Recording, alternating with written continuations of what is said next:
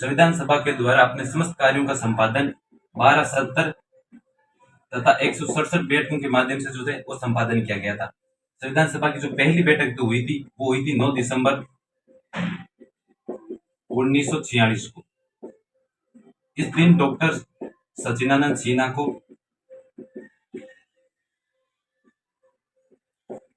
को स्थायी सभापति के रूप में निर्वाचित किया गया था। इनके नाम का जो प्रस्ताव था वो किसने रखा? डॉक्टर आचार्य कृपलानी के द्वारा इनके नाम का प्रस्ताव रखा गया था। अर्थात डॉक्टर सचिदानंद सिन्हा के द्वारा फ्रैंक एंथोनी को संविधान सभा का उपसभापति मनोनीत किया गया था। इस दिन संविधान सभा की जो पहली बैठक में थी उसमें कुल 207 सदस्य शामिल हुए थे। क्यों? क्योंकि मुस्लिम लीग तथा देशी रियासतों ने संविधान सभा की बैठकों का विरोध किया था। पहली बैठक में शामिल महिलाओं की संख्या 10 थी, अतः कुल संविधान सभा में जो शामिल महिलाओं की जो संख्या थी वो 15 थी।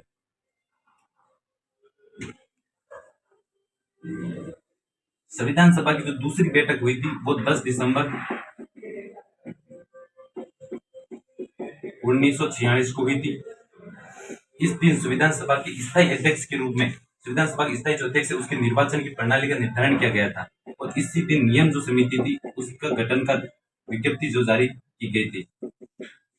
तीसरी बैठक जो हुई थी संविधान सभा की वो 11 दिसंबर 1946 को हुई थी। इस दिन संविधान सभा के स्थायी अध्यक्ष के रूप में डॉक्टर राजेंद्र प्रसाद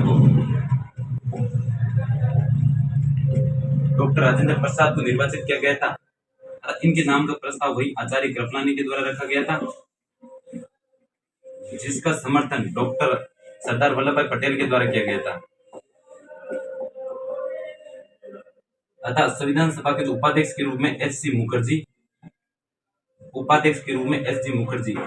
तथा वीटी कृष्णाचारी को नियुक्त किया गया था। तथा संविधान सभा की जो चौथी बैठक जो हुई थी वो हुई थी 12 दिसंबर को 1946 को। इस दिन उद्देश्य प्रस्ताव रखा जाना था, परंतु सदस्यों के अनुमोदन पर इस दिन उद्देश्य प्रस्ताव नहीं रखा गया था। पांचवी बैठक जो थी वो 13 दिसंबर 1946 को हुई थी। इस दिन पंडित जवाहरलाल नेहरू के द्वारा उद्देश्य प्रस्ताव रखा गया था, परंतु संविधान सभा में उद्देश्य प्रस्ताव रखा गया था, परंतु डॉक्टर भीमराव अंबेडकर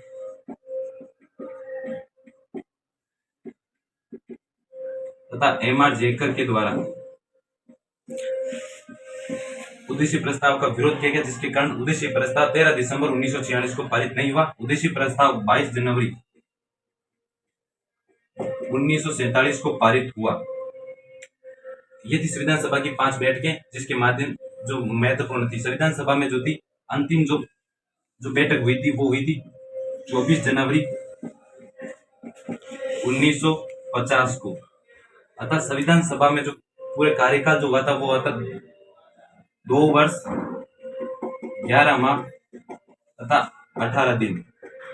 अगर सही जो है संविधान सभा के जो कार्य हुए थे वो पूरे हुए थे 3 वर्ष 1 माह तथा 16 दिन।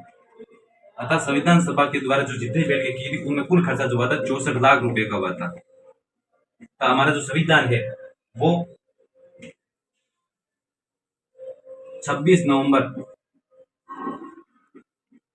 1949 को 284 सदस्यों के अनुमोदन के साथ जो हुआ था बनकर तैयार हुआ था। अतः 26 जनवरी